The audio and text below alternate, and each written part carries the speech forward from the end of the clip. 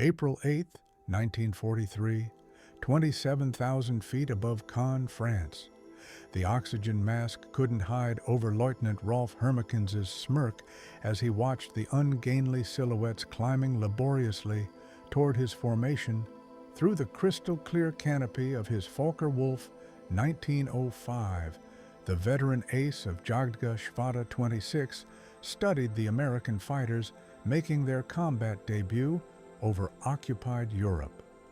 "Die armées have sent us flying milk bottles," he transmitted to his wingman, unable to suppress his laughter at the sight of the massive Republic P-47 Thunderbolts struggling for altitude. Below them, 16 P-47C Thunderbolts of the 4th Fighter Group lumbered upward in tight formation. Their 2,000 horsepower Pratt and Whitney are 2,800 double Wasp engines straining against their 7-ton weight.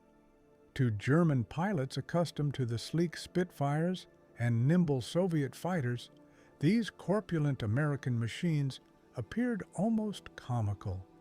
Barrel-shaped fuselages topped with greenhouse canopies, wings that seemed too small for their massive bodies, propellers that dwarfed anything in the Luftwaffe inventory. What Hermchen didn't know, what none of the German pilots circling like wolves above could have imagined, was that they were witnessing the arrival of the weapon that would systematically destroy the Luftwaffe's fighter arm.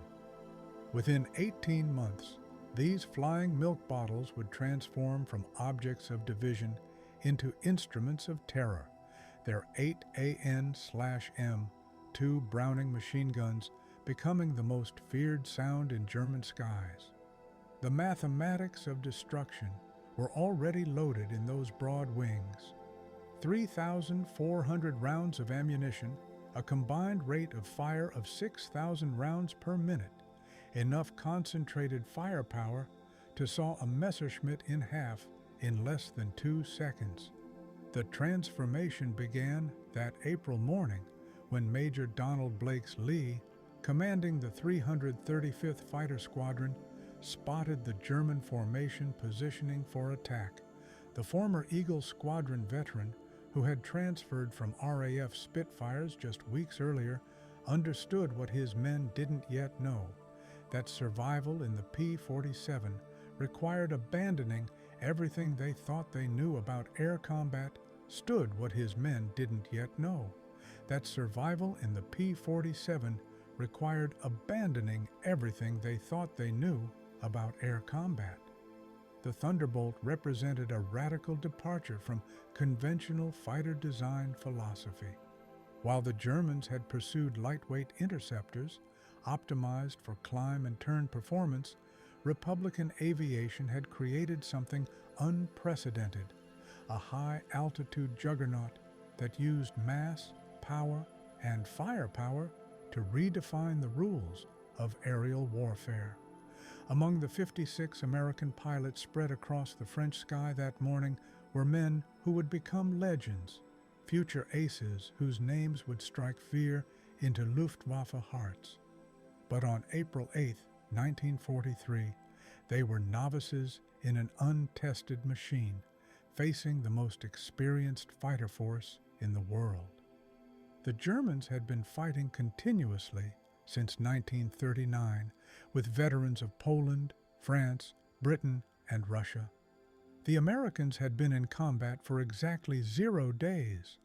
This story is about how industrial logic defeated tactical brilliance, how quantity and quality merged into overwhelming superiority, and how German pilots' laughter turned to terror as they discovered what synchronized Browning machine guns could do to an aircraft at 400 yards. The Republic P-47 Thunderbolt had emerged from a June 1940 panic. As German fighters swept across France, Alexander Kartveli, Republic Aviation's Georgian-born chief designer, received urgent specifications from the U.S. Army Air Corps. They wanted a high-altitude interceptor capable of matching the Luftwaffe's best. What Kartveli designed instead was a monster that redefined the possible "It will be a dinosaur," Kartveli admitted to his design team, "but it will be a dinosaur with good proportions." The XP-47B prototype that first flew on May 6, 1941, shocked everyone who saw it.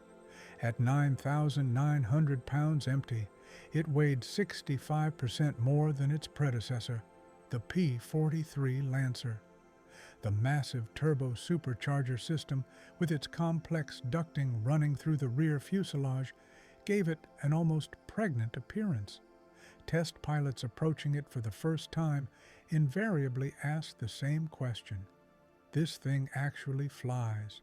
Not only did it fly, it flew like nothing else at altitude. The Pratt & Whitney R2800 double WAS 18-cylinder radial producing 2,000 horsepower could maintain full power at 27,000 feet, where German fighters gasped for air. The turbo-supercharger, fed by exhaust gases, delivered sea-level performance in the stratosphere. Where the air was too thin for conventional superchargers, Major Hubert "Hub" Zemker, commanding the 56th Fighter Group training at Bridgeport, Connecticut, initially despised the aircraft. His unit lost 18 pilots and 41 aircraft in training accidents between September 1942 and January 1943.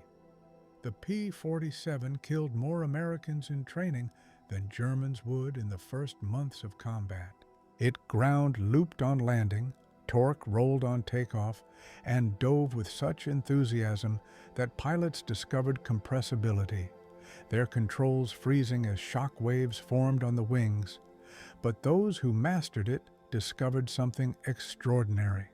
Lieutenant Robert Johnson, a farm boy from Oklahoma who would become one of America's top aces with 27 victories, described his first flight. It was like strapping yourself to a locomotive. The power was unbelievable. You didn't fly it. You aimed it. The first combat encounters in April and May 1943 confirmed every German prejudice. The P-47s couldn't turn with the Focke-Wulf 190s, couldn't climb with the Messerschmitt 109s, couldn't match their nimble handling at medium altitudes.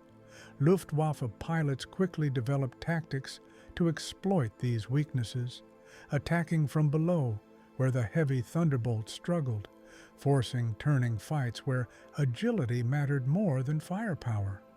Hauptmann Josef Pips Priller, commanding officer of Yacht Gashvada 26, reported to headquarters after his first encounter.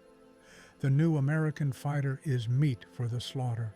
It flies like a truck, turns like a freight train, and climbs like a pregnant cow. Our boys are calling them Indiana fat targets, pretending to be warriors." The statistics seem to confirm German confidence. In their first month of operations, the American fighter groups lost 14 Thunderbolts for only 3 confirmed German kills. The RAF, observing from their Spitfire squadrons, quietly suggested the Americans might reconsider their choice of mount. British pilots joked that the best evasive maneuver in a P-47 was to unstrap and run around the roomy cockpit. But something strange was happening in those early encounters that German intelligence failed to notice. The P-47s that were shot down had absorbed incredible punishment before falling. One aircraft returned from a May 4th mission with 21 cannon holes and over 100 machine gun strikes, damaged that would have disintegrated a Messerschmitt or Spitfire. The massive radial engine, lacking vulnerable coolant systems, shrugged off hits that would have stopped a liquid-cooled fighter cold. More significantly, when P-47s did get their guns on target, the results were catastrophic. The Thunderbolt's weapons battery created a convergence zone of destruction that German pilots had never experienced. Unlike the rifle-caliber weapons of early warfighters or the cannon with limited ammunition, the American fighter could maintain sustained fire for over 30 seconds, an eternity in aerial combat. The event that would begin changing German perceptions occurred on June 26, 1943, over Fort Gilles, France. It involved Second Lieutenant Robert S. Johnson of the 61st Fighter Squadron, and an encounter that would become legendary on both sides of the conflict. Johnson's formation of 48P to 47S was returning from escort duty when they were bounced by 16 Focke-Wulf 190 SL from 2/Jägerschwader 26, led by Hauptmann Wilhelm Ferdinand Galland, younger brother of the famous Adolf Galland.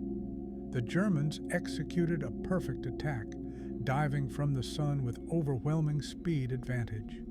Johnson's Thunderbolt, flying at the rear of the formation, was caught in the crossfire of multiple attackers, taking catastrophic damage in the first seconds of combat. 21 to 20 millimeter cannon shells exploded across his aircraft. The canopy shattered, hydraulic fluid sprayed into the cockpit. The engine cowling was torn away, and fire erupted behind the instrument panel. Johnson, wounded in the nose and leg by shrapnel and bullet fragments, tried to bail out, but discovered the canopy was jammed. A 20 millimeter shell had exploded in the canopy track, welding it shut. He was trapped in a dead-dying aircraft at 27,000 feet. What happened next defied every assumption about combat damage tolerance. Despite having no forward visibility through the oil-covered windscreen, a barely functioning engine that shook violently, and controls that responded only intermittently, Johnson managed to level the aircraft and point it toward England. The P-47 continued flying with damage that would have reduced any other fighter to falling debris. Then it got worse. A lone Focke-Wulf 190, flown by an unknown pilot from 2JG-26, discovered the crippled Thunderbolt limping toward the channel at less than 170 miles per hour. Historical research has never definitively identified this pilot, though several names have been proposed based on German combat reports from that day. What followed was one of the most extraordinary encounters in aerial warfare history. The German pilot positioned himself behind Johnson's P-47 and opened fire with his 420 millimeter cannon and 213 millimeter machine guns. Johnson, unable to evade, could only huddle behind his armor plate and pray. The Thunderbolt absorbed the entire cannon ammunition load. Then the German repositioned and fired again, this time with only his machine guns, the cannon ammunition exhausted.